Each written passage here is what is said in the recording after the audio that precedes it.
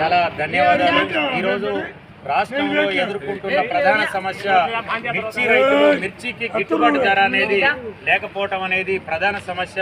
ఈరోజు ఉమ్మడి ఖమ్మం జిల్లా కానివ్వండి, ఉమ్మడి వరంగల్ జిల్లా కానివ్వండి, ఈరోజు ఉమ్మడి గుంటూరు జిల్లా మొత్తం చూసుకున్నప్పుడు ఓవరాల్గా మిర్చి రైతులు నరకం అనేది అనుభవిస్తూ ఉన్నారు.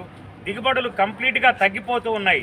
ఎకరానికి వచ్చేసి 12 నుంచి 10 క్వింటాలు పంటనే ఆ సమస్య అనేది 12 నుంచి 15 క్వింటాలు మాత్రమే పండటం జరుగుతుంది. దిగుబడులు మాత్రం గణనీయంగా తగ్గిపోతుంది. కానీ రేటు మాత్రం కంప్లీట్గా 12 నుంచి 11,000, 13,000 రూపాయలు మాత్రమే ఉంటూ ఉంది.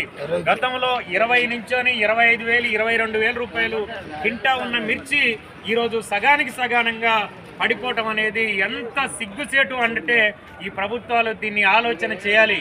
ఈరోజు మానుకోట నుంచోనే మన తెలంగాణ రైతు సంఘం ఆధ్వర్యంలో ఒక పెద్ద ఉద్యమం స్టార్ట్ అవుతుంది.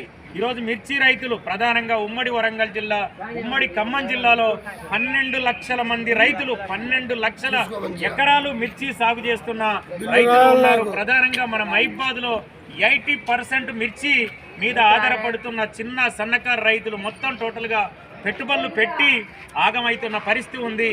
కాబట్టి ఏంటంటే ఇప్పటికైనా ప్రభుత్వాలు ఆలోచన చేసి ఖచ్చితంగా మిర్చికి 25,000 రూపాయలు గిట్టుబాటు ధర వచ్చే విధంగా ఉంటేనే రైతుకు ఏమన్నా మిగులుతాయి తప్ప మిగిలే పరిస్థితి అయితే ఈరోజు మిర్చి రైతులకు లేరు.